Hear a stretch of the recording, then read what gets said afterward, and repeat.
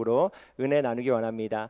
오늘 본당에서 함께 예배하시는 성도님들, 또 각 가정에서 온라인으로 예배하시는 모든 성도님들께 하나님의 은혜와 사랑이 넘치기를 간절히 소망합니다. 하나님께서 오늘 말씀을 통해서 돈이 답이 아니고 권력이, 힘이 답이 아니고 기도가 답이라고 말씀하십니다. 오늘 본문인 야고보서 전체를 보면 믿음을 가진 사람이 어떻게 살 것인가에 대한 말씀을 하십니다. 믿음을 가진 사람은 어떻게 살 것인가? 거기에 대한 답을 오늘 말씀이 야고보서의 결론입니다. 결론적으로 뭐라고 하는가? 믿음을 가진 사람은 기도한다라는 말씀입니다. 믿는 자가 할 수 있는 행동 가운데 가장 위대한 행동이 무엇인가? 기도다라고 말씀하십니다. 믿음이 행함으로 나타나야 한다면, 우리의 믿음이 하나님을 향한 우리의 믿음이 가장 잘 나타나는 것이 바로 기도다, 이렇게 말씀하십니다. 맞습니다. 여러분, 믿음이 있어야 기도합니다. 우리의 믿음이 무엇으로 나타날까요?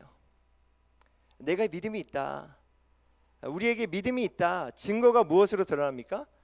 기도입니다. 기도. 여러분, 믿음이 없는 사람은요, 기도하지 않습니다. 그런데 진정으로 하나님을 믿는 사람은 기도하게 되어 있습니다. 오늘 말씀은 믿는 자만이 기도하고 기도하면 놀라운 하나님의 역사가 일어난다, 그렇게 말씀하십니다. 말씀을 통해서 기도가 답임을 다시 한번 깨닫고 경험하는 이 저녁이 되시기를 예수님의 이름으로 간절히 축복합니다. 오늘 말씀이 13절에 이렇게 시작되죠. 우리 13절 말씀을 다 같이 한번 읽어볼까요? 시작.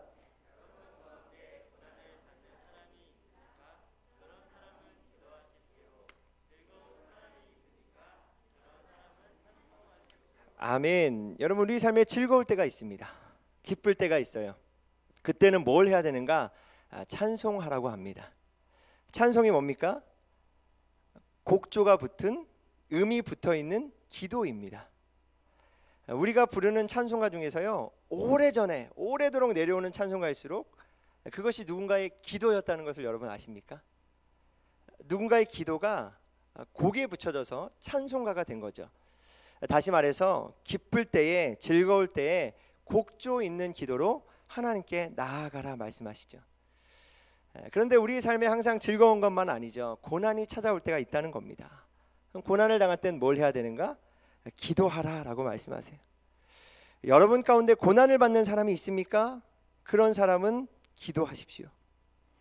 대부분 사람은요, 고난을 당할 때 뭘 할까요? 변명을 합니다. 혹은 원망이나 불평을 합니다. 혹은 포기를 합니다. 혹은 내가 당한 고난을 설명하려고 합니다. 나는 지금 어떤 고난을 당하고 있고, 이 고난은 어떻게 해서 생겼고. 근데 오늘 말씀을 보니까 하나님께서 이렇게 말씀하시는 거예요. 나는 네가 지금 겪고 있는 고난의 원인과, 네가 고난을 겪고 있다는 그 형편과, 네가 겪고 있는 그 고난의 해답을 다 알고 있다. 그러니까 변명하지 말고, 원망하고 불평하지 말고, 뭘 설명하려고도 하지 말고 내게 기도하라, 오늘 말씀하고 계십니다. 고난의 해결책은 기도다라는 거예요. 여러분, 고난을 빠져나가는 비상구는 기도다 말씀하시는 겁니다. 여러분, 문이 없는데 다른 문을 찾아봐야 소용이 없습니다. 문을 찾아야 밖으로 나갈 수 있죠. 그런데 고난 속에 우리가 있을 때 밖으로 나갈 수 있는 문, 하나님의 영광으로 나갈 수 있는 문은 기도다. 그러니까 고난 당하는 사람은 기도하라, 오늘 말씀하시는 줄 믿습니다. 요즘 고난 당하시는 분이 계십니까? 어려움 가운데 계신 분은 혹시 없으십니까? 이 시간에 본당에 또 영상 앞에 힘겨운 마음을 가지고 나와 계신 분은 안 계십니까? 나는 아니더라도 우리 가족이나 이웃 가운데 지금 고난을 겪고 있는 분은 안 계십니까? 여러분, 그때는요, 엎드릴 때인 줄 믿습니다. 하나님이 기도하라고 부르시는 때예요. 어려움을 당할 때에는 왜 어려움이 왔을까? 어디서부터 왔을까? 여러분, 그런 거에 너무 신경 쓰지 마십시오. 쓰레기가 있으면 그냥 치우면 되는 거죠. 이걸 누가 버렸는가? 언제 버렸는가? 그거 하는 거 아니고, 쓰레기 있으면 그냥 버리면 되는 것처럼 고난이 왔을 때는 그냥 기도하는 겁니다. 그런데 고난 가운데 정말 참기 어려운 고난이 여러분 무엇일까요? 그것이 바로 병입니다. 병. 그게 이어지는 14절 말씀입니다. 우리 14절 말씀도 함께 읽어보겠습니다. 시작.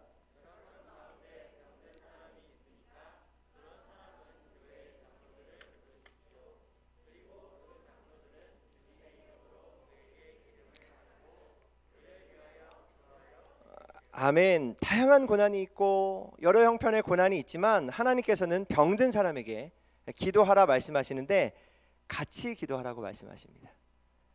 여기서 병은 육신의 병, 육체의 병뿐만 아니라 마음의 병, 관계의 병, 상처, 트라우마 다 포함하는 그 뜻입니다. 여러분, 사람이 병에 들면요 마음이 약해지죠. 평소에 당당하고 자신감이 넘쳤는데 병이 들면 내가 뭘 잘못했는가? 내가 무슨 죄를 지었지? 왜 하필이면 나한테 이런 병이 찾아왔지? 마음이 약해지고요 어려워지죠. 그런데 그럴 때 기도하라, 숨기지 말고 기도하라 말씀하십니다. 여러분, 병은 숨기면 안 됩니다.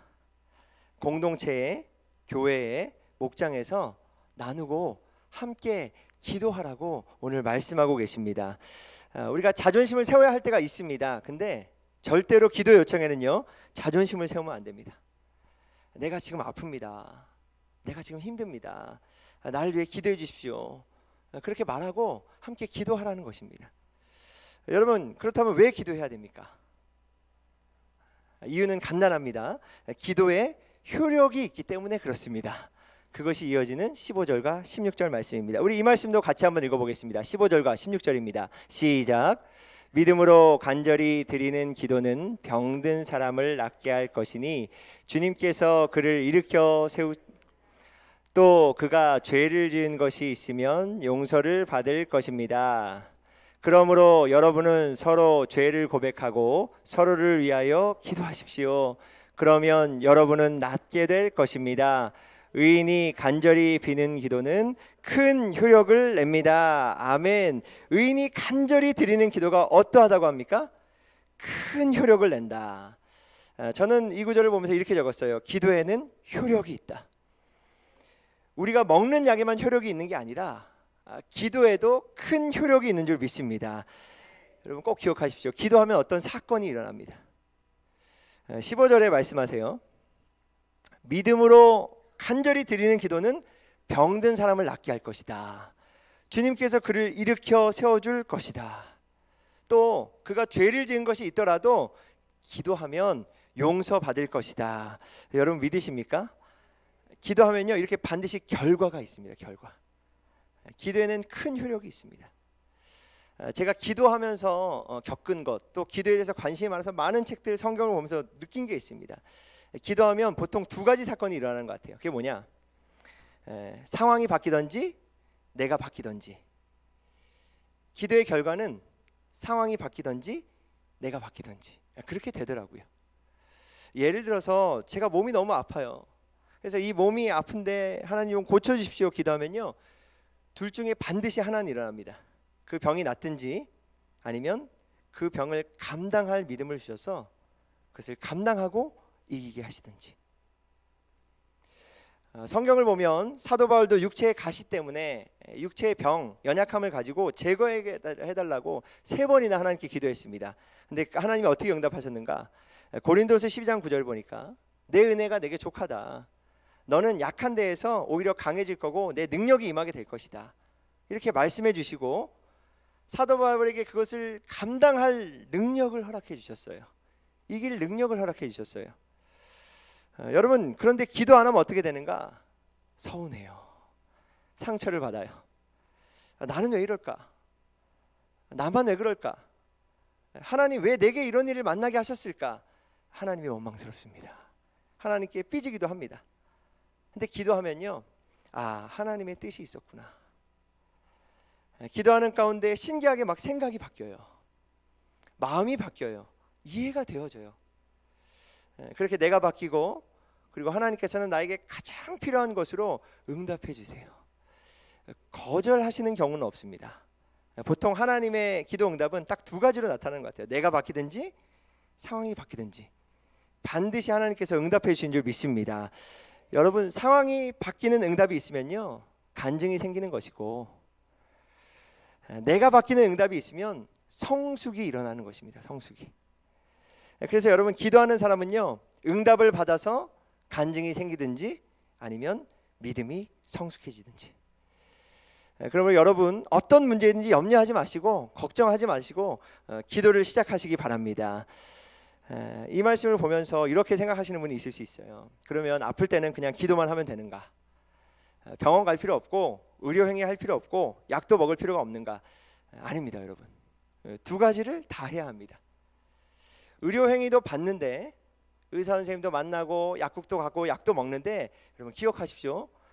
먼저 해야 할 것이 기도입니다. 기도하면요, 하나님이 병을 낫기도 합니다. 하나님께서 고쳐주길 원하시면 치료해 주세요. 저는 이걸 믿어요. 도저히 병원에서도 의사 선생님도 치료할 수 없는 그런 병을 하나님께서 고쳐주실 수 있어요.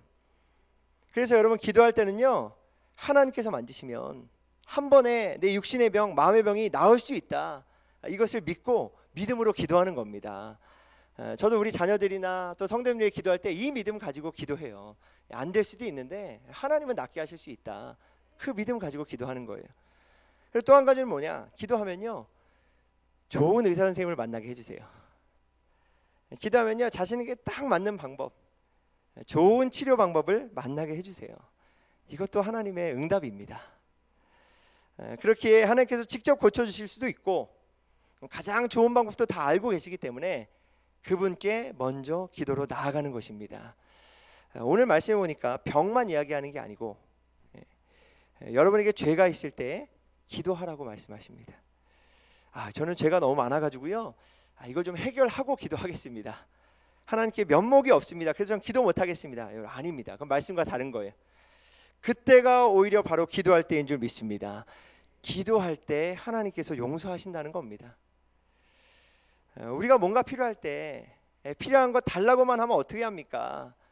어떤 사람은 왜 기복신앙입니까? 달라고만 합니까? 여러분, 아닙니다. 기도는요, 간구입니다. 간구. 간절하게 구하는 거죠. 나는 부족하고 연약하지만 우리 아버지 되시는 하나님은 살리실 수도 있고 죽이실 수도 있고 높이실 수도 있고 낮추실 수도 있고 열 수도 있고 닫을 수도 있는 분이기 때문에 그 아버지께 구하는 게 당연한 건 아니겠습니까? 왜 우리가 기도합니까, 여러분? 나는 없는데 하나님은 있기 때문에 우리가 기도하는 건 아닙니까? 그렇게 아주 순수하게 단순하게 기도하는 겁니다. 하나님, 내가 지금 아픕니다. 우리 자녀가 지금 병들었습니다. 우리 가족이 아픕니다. 내가 지금 하나님 죄를 지었습니다. 하나님, 치료해 주시고 일으켜 세워 주십시오. 기도하는 거죠, 여러분. 오늘 우리가 기도할 때 이 말씀 붙잡고 그대로 기도하려고 합니다. 그래서 말씀대로 회복되고 치료되고 또 일으켜 세워 주시고 용서받는 이 기도의 능력, 기도의 큰 효력을 경험하는 이 저녁이 되시기를 예수님의 이름으로 간절히 축복합니다. 이어지는 17절과 18절에 기가 막힌 말씀이 있었어요. 제가 한번 읽어보겠습니다. 엘리야는 우리와 같은 본성을 가진 사람이었지만 비가 오지 않도록 해달라고 간절히 기도하니 3년 6개월 동안이나 땅에 비가 내리지 않았으며 다시 기도하니 하늘이 비를 내리고 땅은 그 열매를 맺었습니다. 아멘. 중요한 단어가 나와요. 그건 17절에 기도하니. 그리고 또 하나 중요한 단어가 18절에 다시 기도하니라는 단어입니다. 쉽게 말해서 엘리야는 어떤 사람인가? 그는 기도하고 또 기도했다는 겁니다. 기도하고 또 기도한 사람. 기도하니까 어떤 일이 일어났습니까? 3년 반 동안, 3년 6개월 동안 비가 오지 않았다. 기도하니까. 다시 기도하니까 어떻게 됐습니까? 비가 왔다. 한마디로 기도했더니 비가 오지 않아야 할 때 비가 오지 않았고, 기도하니까 비가 와야 할 때 비가 왔다는 겁니다. 여러분, 이거를요 반대로 한번 생각해 볼까요? 그러면 기도하지 않으면 어떻게 될까요? 비가 와야 할 때 비가 오지 않는 거예요. 기도하지 않으면 비가 오지 않아야 할 때 비가 온다는 겁니다. 여러분, 비가 오지 않아서 힘듭니까? 그거 아니죠. 안 와야 할 때 오고 와야 할 때 오지 않기 때문에 여러분 힘든 거죠. 똑같은 비인데 오지 않아야 할 때 오면 홍수가 되는 거고 와야 할 때 오지 않으면 가무는 거죠. 우리의 삶도 마찬가지입니다. 인생의 가뭄과 홍수는요, 있어야 할 때 없어요. 없어야 할 때 있어요. 그런 것 때문에 그런 건 아니겠습니까? 그러나 기도하는 사람에게는요, 하나님이 있어야 할 때 주시고 없어야 할 때는 막아주시고, 기도하는 사람에게 그러한 축복을 주신다는 겁니다. 이러한 축복을 누가 누릴 수 있습니까? 말씀하십니다. 엘리야는 우리와 같은 본성을 가진 사람이다. 다시 말해서 엘리야와 같이 성경에 나오는 대단한 사람만 그런 기도의 축복을 체험하는 것이 아니다. 엘리야와 우리는 똑같은 사람이다. 그러니 우리도 그런 기도의 능력을 체험할 수 있다라고 말씀하십니다. 여러분, 한번 우리도 믿음으로 고백해 볼까요? 나도 기도의 능력을 체험할 수 있다. 다시 한번 해보겠습니다. 나도 기도의 능력을 체험할 수 있다. 여러분 믿으십니까? 그럴 수 있습니다. 그러니까 여러분 꼭 기도하십시오. 이런 글이 떠올랐어요. 위대한 사람이 기도하는 게 아니라 기도하는 사람이 그래서 위대한 사람인 겁니다. 위대한 사람들이 기도하는 게 아니라 기도하는 사람들이 위대한 사람들일 줄 믿습니다. 기도할 때 우리가 위대한 일을 경험하게 될 것입니다. 기도할 때 위대하신 하나님의 손길을 경험하게 될 줄 믿습니다. 마지막으로 고난 가운데 있을 때, 병으로 힘들 때 기도해야 하는데, 또한 영적으로 병든 사람을 위해서도 기도하라 오늘 말씀하십니다. 우리 19절과 20절 말씀 함께 읽어보겠습니다. 시작.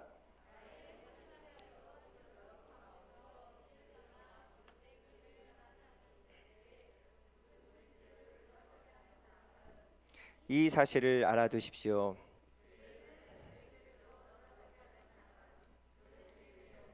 죽음에서 구할 것이고 또 많은 죄를 덮어줄 것입니다. 아멘. 한마디로 이런 말씀입니다. 고난과 육신과 마음의 병뿐만 아니라 진리를 떠나서 잘못된 길로 가는 사람, 영적으로 병든 사람도 기도로 구할 수 있다. 기도로 영혼을 죽음에서 구할 수 있다.